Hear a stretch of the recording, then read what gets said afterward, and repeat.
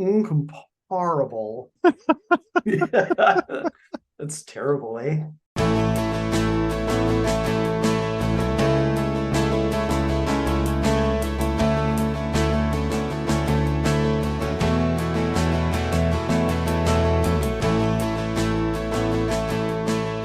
Welcome to the Greens and Blues 14er podcast. This episode, we're going to talk about a 14er, Uncompahgre Peak. So I'm curious, Zach, why are we talking about Uncompahgre? A few years ago, we were hiking together and I asked you, Eric, what's your favorite peak? This is not a conversation we'd had before. And in my head, I was already preparing to tell you my favorite peak, which was Uncompahgre. And you replied, Uncompahgre. and I thought, wow, that's cool. And we hiked Uncompahgre Peak together about 7 years ago, and it was just a really memorable day. Sometimes peaks become your favorites or one of your favorites because of the peak, and Uncompahgre is a wonderful peak, but also because of how you feel that day, the weather, all the stuff that kind of goes into what that day is, right? Yep. And I think we both kind of had a great day out, and Uncompahgre Peak, as we'll describe it, is this really impressive peak that you look at it from a variety of angles and you wonder, how the heck am I going to get up that thing? And then it has this magical, wonderful route that allows you to get to the top, and the top is this glorious place. And so it's a surprising summit with absolute 5-star views, and it's in an absolutely wonderful area. It's a really dynamite peak. It is. And I think it's pretty underrated as 14ers go. It doesn't get quite the same coverage and attention as maybe its counterparts in the Sawatch and in the Front Ranges. So just a couple of things about Uncompahgre Peak. So the name itself is interesting. It comes from the Ute dialect, but if you look around online, you're going to get some differing opinions on exactly what it means. There are some sources that feel that it means dirty water. Some feel that it means red water spring or even hot water spring. So likely it has something to do with water, even if there isn't a full consensus on what the name means. Also, I think we could safely say there isn't necessarily consensus on how tall it is.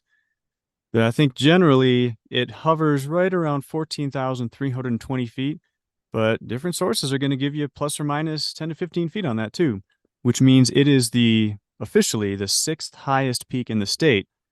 Although there is a peak that likes to go by the name of North Massive, a little bit northeast of there, that might want to challenge it for that, even though it doesn't have a name and it is not officially a 14er based on vertical prominence, but that's another topic for maybe another episode.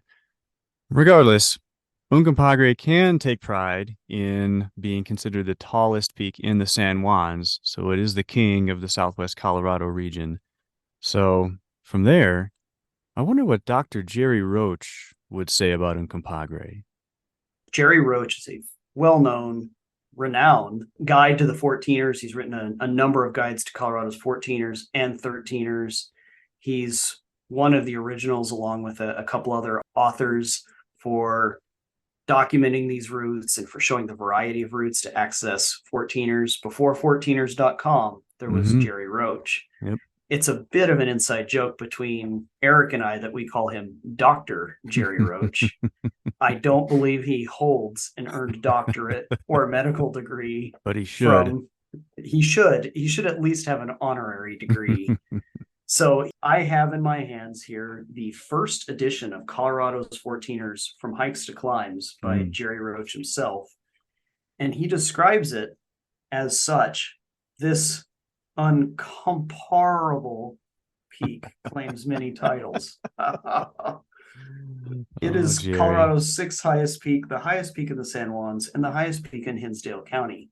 He loves county prominence, by the way. Interesting. You can easily recognize its shapely size from many viewpoints. Uncompahgre is a peak of contrasts. A trail reaches the summit from the south, but the peak has a fearsome vertical 700-foot high north face. Courtly cliffs, there's good alliteration for you That's literary good. majors, I like it. grace this compelling peak's lower ramparts, and clever routes winding past them will draw you upward. There is a subtle poetry to the way Gerry Roach talks about peaks. Indeed. So today we devote our episode to this incomparable peak. It stands as one of the highest in Colorado. Indeed. Roach's route descriptions are surprisingly spare. Hmm. Um, for other routes, he gives a lot more detail. In this one, he basically says, follow the trail to a saddle, go through a notch, and there you are. We'll try to put a little bit more meat on that bone for you today. Yeah. And 14ers.com, I think, does a similar job. Usually the website is more detailed than Dr. Gerry is, but I think in this case they're both pretty spare, and we might get into kind of why that is here in a minute. So what about getting to the trailhead? If we're going to start at the beginning, we kind of got to get to the first spot. What are our thoughts on getting to the trailhead? For most people, you're going to be accessing it probably the standard route, which would mean you're going through Lake City, and then, which in and of itself, getting to Lake City is a bit of a drive if you're Mm, in Denver or Albuquerque or really pretty much anywhere other than Gunnison or Creed, yeah. is a bit of a drive. Then you're going to drive up the northern end of the Alpine Loop, and you're going to approach the Nelly Creek Road. And this is where things get interesting. This is where we also need to introduce Mm-hmm. the Greens and Blues podcast Subi scale. We do. Would you like to explain the Subi scale to our listeners, Eric? So the Subi scale, and this is your idea, I love it. It's based on the Colorado state car, which is the Subaru, whatever it is that you have. And you and I happen to both drive a Subaru Forester. I'm not sure if it's illegal for you living in Oklahoma to be driving the Colorado state car, but regardless, that's what we both drive. There's an And extra tax. is there? Okay. Oh, should have known there's something in there. Based on our Subi scale, we're going to rate on a scale of 1 to what the heck, or 1 to 10, or whatever we end up choosing to determine how difficult it is to get to the trailhead in a Subaru. So, and in many cases, it's going to be a standard trailhead as well as maybe a four-wheel drive trailhead, which Uncompahgre happens to have too. In this case, yeah, so there are two different places that are parkable. So immediately after turning off from the Alpine Loop, there are a number of places to park on the way up that don't require four-wheel drive. So if you're driving a sedan, a car you adore a little bit more than some other vehicle, that would be a place to park. There are a few places to park along the Nelly Creek Road on the approach. The road up to the standard trailhead is about 4.5 miles. And on the Subi scale, I would rate it a maybe you shouldn't do this. The road itself is difficult Mm-hmm. in a Subaru Forester. I would imagine in anything with less than about 10 inches of clearance and some lower gear ratios would be hard. Mm-hmm. I drove it this past summer, so that would be the summer of 2023. I drove it in a stock Jeep Cherokee from 1996 with only 7,000 miles on it. That's a story for another day. That's its own story. And I needed to use four low at a couple places. Mm. It had not rained recently. I could see where if it had rained recently, the road would be even a little bit more difficult. It's muddy in spots. I don't know how anyone with less than 8 inches of clearance would feel about doing it. I would almost guarantee a few places where it scrapes bottom. Mm-hmm. That being said, when I got there to the trailhead, I saw someone had driven a Ford Escape and a Subaru Crosstrek all the way up. And it Interesting. surprised the heck out of me and out of the two hitchhiking companions that I picked up going to the trailhead. Hmm.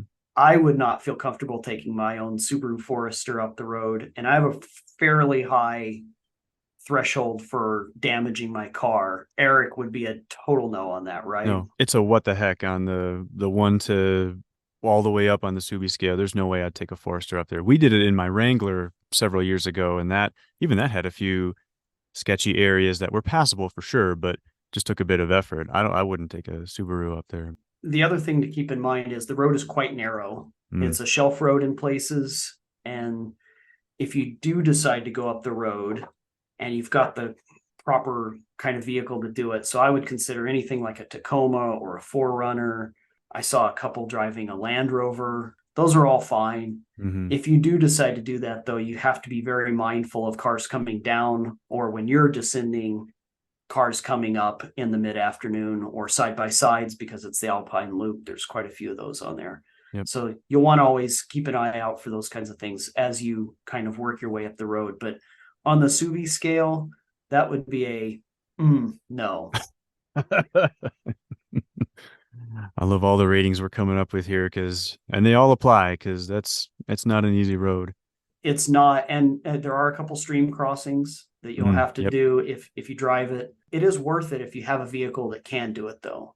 So if you have the kind of stock vehicle or modified vehicle that can go up roads like that, it will trim 4.5 hours off your hike. Yeah. And those stream crossings are not very doable in your shoes. So those are places where you might have to take off your shoes. Mm. It would save some time and effort, and about 9 miles round trip from having to hike that round all the way. Yep. Worth it if you can do it. What about camping? Can you camp anywhere near there too? Along the Alpine Loop, before you get to the Nelly Creek turnoff, there's really not many camping spots. Mm. There may be a few dispersed sites that you can kind of pick your way into. If you're an inveterate dirtbagger like myself, you can crawl into the back of your Subaru and sleep there at night and just hope that nobody high beams you in the middle of the night. But on the Alpine Loop Road, there's really not much there. Now, when you get on the Nelly Creek Road, there are dispersed camping options. So you will find right away when you pull off, there's a number of little spots where I've seen RVs there before or other vehicles. And as you work your way up the road, there are a few spots. And then at the trailhead, there's quite a few places. And Mm. a lot of people choose to camp at the trailhead there. But if you do that, know that you're going to be surrounded by some of your best friends Mm-hmm. Yep. and people arriving at all hours in the morning to hike the peak. Yep. I've seen people showing up at 3 a.m., 4 a.m., 5 a.m. So you know that you might be disturbed if you end up doing that. The other thing to mention here is that there is a toilet at the trailhead. It is not well maintained in the sense that it is a structure that has a toilet. It may or may not have toilet paper, and it may or may not have been cleaned that summer. Yeah, that whole summer. Well, there you go. That whole summer. Yeah. So no, the trail is in better shape than the toilet Oh, is. there you So go. keep that in mind, friends. Take yourself into your own hands. How about the hike itself, Eric? We've hiked this together. What were your impressions on the hike and what it requires? Yeah, I think there's a lot of good impressions on the hike. I think it's like a lot of 14ers as you start below tree line at the trailhead, you're kind of weaving your way up. One thing I recall as you leave tree line, I noticed, I don't know why I remember this, but these giant boulders that were kind of on the side of the trail that had these holes that almost looked like they were perfectly drilled into the rock. And there were dozens of these holes in each rock, and there were probably half a dozen rocks that had this. I have no idea where they came from. I have no idea how those holes got there. I don't know if it was an insect or a bird or some other animal caused it, or if there's some Aliens. special erosion, or if it was aliens or what was going on. But it looked really cool. But I could have sworn it was on the trail coming out from tree line that these boulders started popping up on the trail, and that just fascinated me. Yeah, and one of the real allures of hiking Uncompahgre is that initial approach. Mm, For those of you that drive into Lake City at any point, especially if you go over Slumgullion Pass from the south, the massif that forms Uncompahgre Peak is just glorious. and you can see it too. It is It's a massive peak. it's not obscured. No, it really dominates the skyline. And so as you approach from the east and you're kind of working your way up the trail towards Uncompahgre itself, this massif becomes more and more prominent as you Mm, approach it. yep. And it really is a glory. It's almost looks like a coxcomb or like a chicken head Yeah. as you kind of walk towards it. And as you're working your way, kind of winding your way up this valley, kind of paralleling a stream, Nelly Creek, as you're going up, the views start to open up more and more until eventually you do get to Timberline. And it doesn't take long. Yep. Maybe if you're hiking at a decent pace, 30, 45 minutes.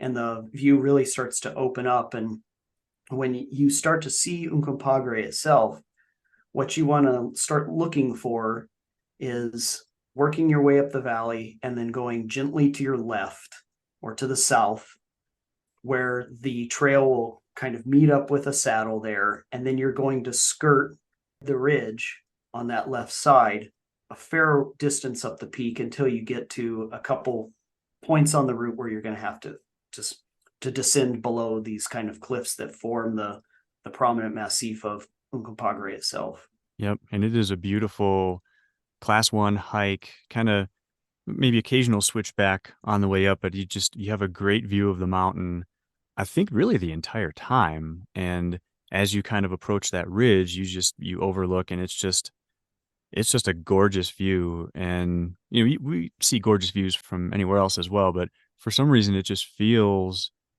even more glorious from Uncompahgre for some reason. To me, it felt just amazing. Part of the appeal of that is that the tundra there is expansive. Mm, There's a lot of ground that is above timberline there. It's also rich. Those are volcanic soils. So those soils are a little bit more rich. They hold more grass. So there's a mm, little bit more color in it.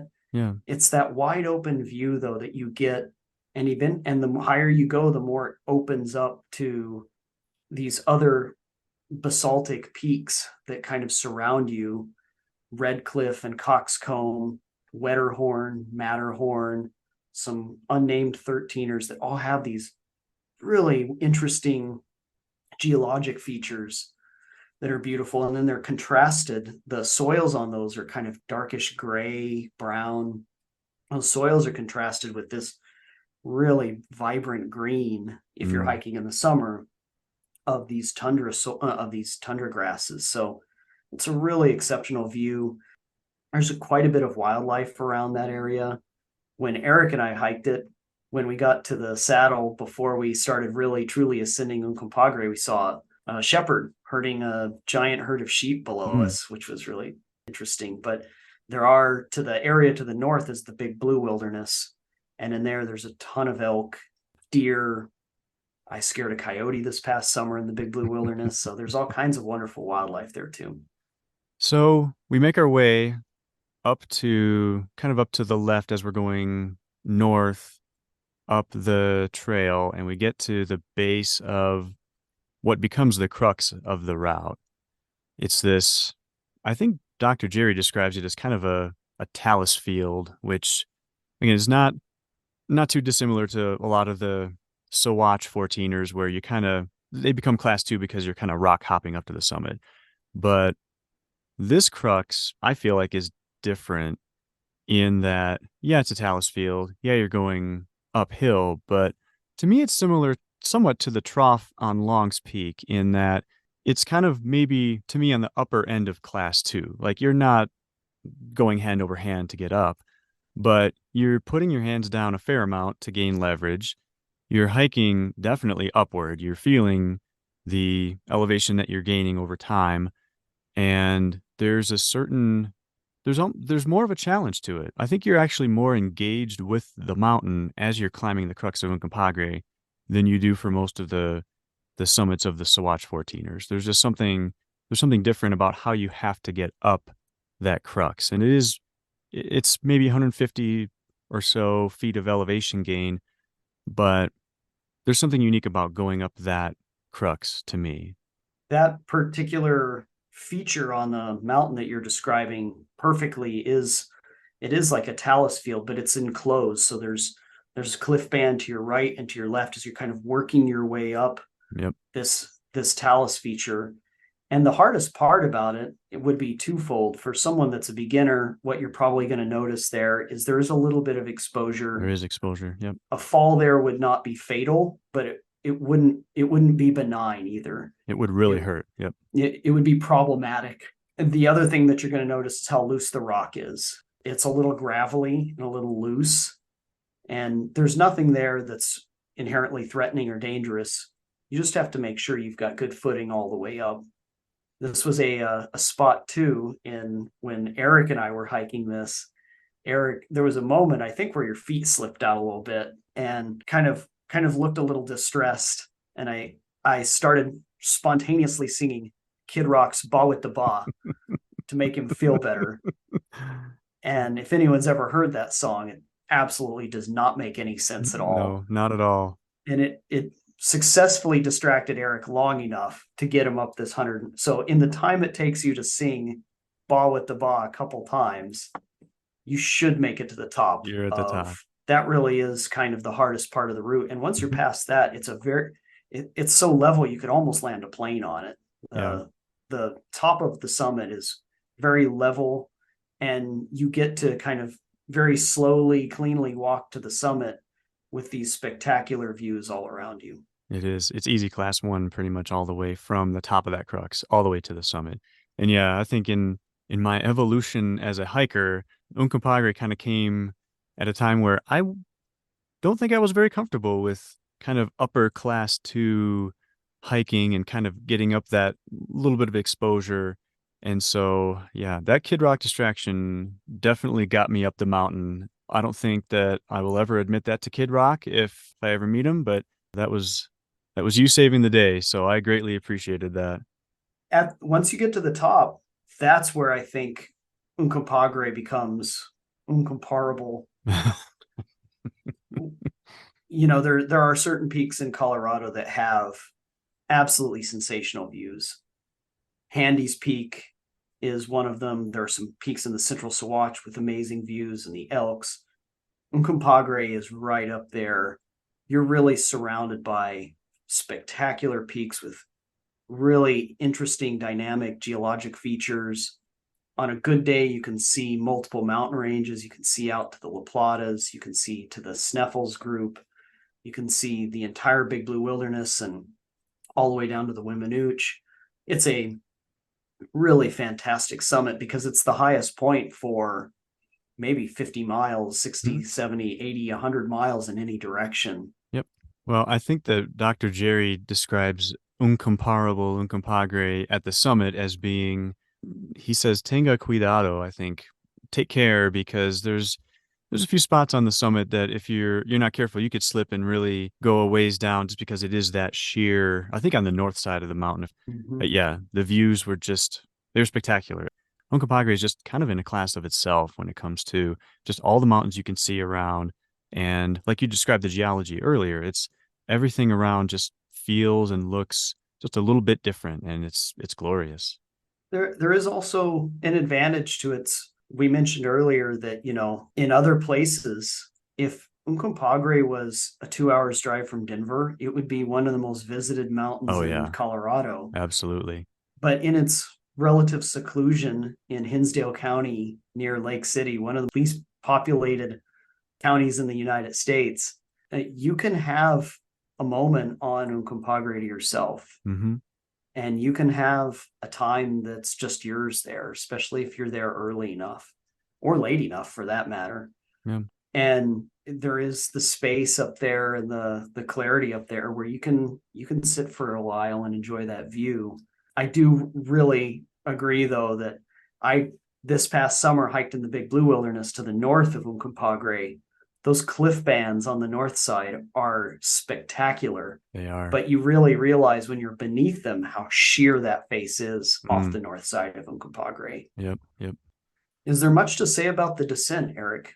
At that point, I was just kind of butt scooting down that crux. But otherwise, I think, going up versus going down, there's a different mindset, I think. I think you enjoy the views a little bit more because there's a bit less effort to going down than there is going up. But overall, I think it was fantastic, both going up and going down.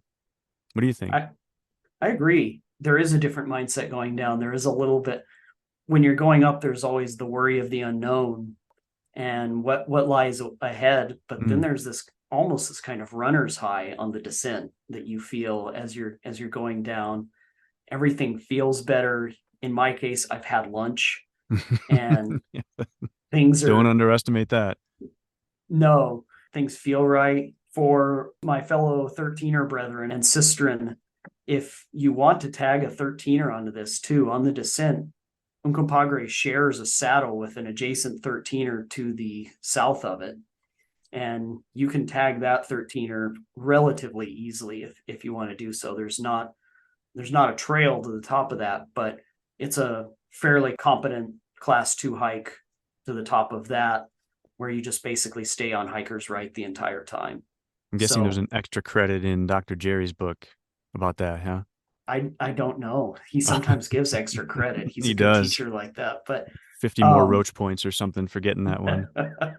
yeah, it's only slightly above 13,000 feet, Mm, but it's a worthy summit in its own right. And it has all along that saddle has spectacular views of Uncompahgre itself.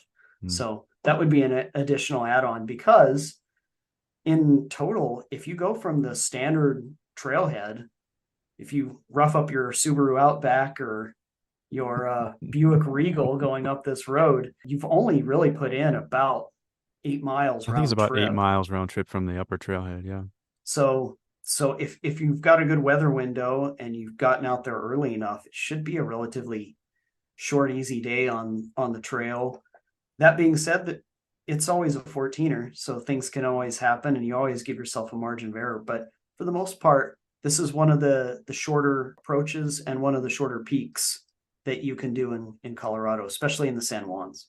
Yep. So, Eric, how would you rate Uncompahgre on multiple dimensions? What kind of difficulty rating would you give the peak? I think that it's rated as a class 2 mountain, as it should be. The crux of the route is certainly class 2. The rest of it is class 1 trail, I think the whole way. So if it's considered kind of on the upper end of class 2, then I don't know that it's quite that difficult if you take the entire route in as a whole. I feel like class 2 is appropriate to rate it because of that difficult section. It's not that difficult, but it's the toughest part of the route. But I think it's worthy of the class 2 rating, but I would say overall there are probably other class 2s probably a bit more difficult than Uncompahgre overall, just due to overall length, elevation gain, things like that. So, what are your thoughts? I would agree. I think the difficulty rating, as it's been defined on 14ers.com and Gerry Roach and others, is calling that a class 2 is perfectly fine. The other thing that I would say, and I always wish that a guidebook would have this, is how hard is it? Not the climbing difficulty, but how much of a sweat am I going to get in on Mm-hmm. this thing? What kind of grunt is this going to require? Yeah. And I find that, on a scale of 0 to 5, where a 0 is a walk in the park, driving all the way to the top of Pikes Peak and getting donuts, and a 5 is Sounds an really good, actually. doesn't it? An epic long climb is a 5. Mm. I would say Uncompahgre is in the lower end of that too, Oh maybe a yeah, 1 or a 2. I'd say it too. Yep. It's a relatively easy hike. The trail is intelligent. It switchbacks where it needs to switch back. You're never approaching an incline at the angle of repose. You're never walking up the fall line or anything like that. So for the most part, I would say Uncompahgre as a grunt is really low on the scale. Agreed. Um, what would you rate it on a scale for beauty, Eric? Oh gosh, are we going 1 to 5? Sure. I might go like a 12. It's just absolutely gorgeous. I think I have to resist the urge to compare it to the Sawatch because it's a different animal, but I think that's exactly why it's that much more beautiful than most of the Sawatch views that I've seen. It's a striking mountain. It's a very prominent mountain, like you mentioned before, and the views from all different points on the trail are just astounding with everything around. So I would say it's a 5 in my book. Yeah, I think that's what makes Uncompahgre such a great peak is the return on investment. Yep. You're going to put in a little bit of effort for a lot of extraordinary views. Hmm. And if you are willing to put in the time to get down there, which may be the hardest part, getting down there and getting up to the trail Hmm. and then putting in the work to get to that saddle, at that point, the views are compensating you every bit of the way for the effort that you've put in to hike the peak and to get there. It's really, yeah, one of those peaks in Colorado. And there's a few others that we've done together, Handies and Hmm. some others that, boy, whatever you put into it, you're going to get out of it tenfold. For sure. Yep. So Zach, how about after the hike? Where are some good places to eat near Uncompahgre? That's an excellent question, Eric. We've eaten at one of the finest dining establishments in Lake City, which is Southern Vittles. Oh, yes. If you, like us, enjoy all things fried or buttery after a hike and want to replace your fat stores, Southern Vittles is very nice. That was By the way, fantastic. this podcast not sponsored by Southern Vittles. No, but it should It be. should be. If you find your way going back through towards Creed, there's a lovely burger place about 10 miles south of Spring Creek Pass called Freeman's that has good burgers and ice cream. And in Creed itself, there's a few places. Arps sometimes has good fried chicken. Sometimes it doesn't. That's that's up that's up to Arps. But my two top choices would be Southern Vittles in Lake City and Freeman's just north of Creed or just south of Spring Creek Pass. Yeah, Southern Vittles was fantastic. They had great barbecue there, and I think we had some good sandwiches when we went. So that's a great call. I have a question for you, Eric. Yeah, Barbara Walters on 2020. I love that we're going 20, to reference Barbara Walters. 2020. I'm Hugh Yeah, Dowds. that's right. I'm Barbara Walters. She famously asked a celebrity, if you were a tree, what kind of tree would you be? Oh man, So I want to ask you, Eric, if Uncompahgre was a song, what kind of song would it be? I love this question, and I think partially because you and I are just such huge music fans to start with that this is just very appropriate. It took me a bit to think through this. I think for future peaks, I'll have to just comb through my entire song archive and figure out what fits the most. But after thinking about it for a little bit, it's actually from Tom Petty. So his second album, Wildflowers, his second solo album, it came out in the mid 90s. And there was a minor hit from that album called A Higher Place. The song itself, I mean, the lyrics get a little bit melancholy in places, but kind of towards the end, they kind of pick up and become a bit more uplifting. But musically, to me, the entire song is just oozes joy. It's very uplifting. The acoustic instrumentation is very, very upbeat. The strings in the bridge are just glorious. And it's a song that it fills me with joy, just the way that Uncompahgre did. It's very appropriate for that mountain and that song to just go together. They seem to fit perfectly, I think. So if I had to pick a song, it'd be A Higher Place from Tom Petty. So I am waiting with bad breath to hear what your pick is going to be for your song for Uncompahgre. Well, I mentioned it's part of this geologic feature or set of geologic features that there's actually an adjacent peak called Coxcomb. Hmm. And in many ways, Uncompahgre looks like Coxcomb. So my pick is slightly more irreverent than your spiritual pick. There's a lovely blues tune by a great blues man named Bobby Rush called Chicken Heads. And I can't help when I think of Uncompahgre think of a chicken's head. The song Chicken Heads is not about, well, he does mention chicken heads at one point, but it's really a love song. Bobby Rush says in Chicken Heads, Mama told me on her dying bed, don't think with your heart and never lose your head. Mm. And he says, but you came along and what did I do? I lost my head and my heart fell too. And so even though, the chicken head peak of Uncompahgre evokes that in me. There's also a sense of the thing that I think we try to convey here, which is love. Yeah, And there's a real joy to climbing peaks, and when you get it right and the views are just right like they are on this particular peak, you're allowed to kind of go on those flights of fancy and passion. So, I and this like is it. a peak where losing your head may not be all that bad. Yeah, I like it. Yeah, I think what's important, and the reason again that we chose Uncompahgre, is what it evoked in us. And for many people, hiking is a physical pursuit, and it is for us too. We like to push ourselves, but it's also a place where you can go and feel beauty around you and be surrounded by wilderness. And Uncompahgre is one of those peaks, like many peaks in Colorado, that allows you to have that feeling. For sure. And I think that's part of our love of hiking, and that's why we chose this particular peak to talk about first. Yep, absolutely. I think it epitomizes the beauty of creation and just being outdoors and enjoying nature. And I think that's probably why it's our favorite peak. It crystallizes a lot of that. Indeed. But what do you think?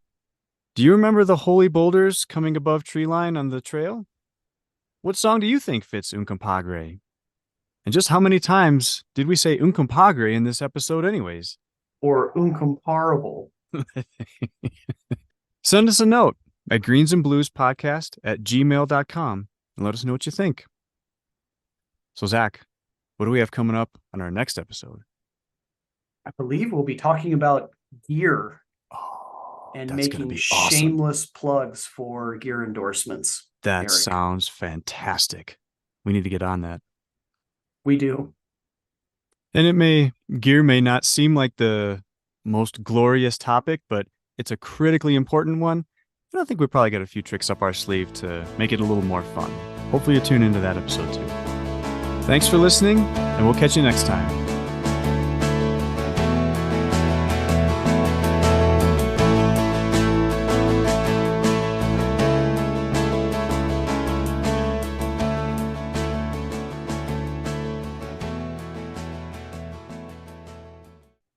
Incomparable. Just to practice. Yeah.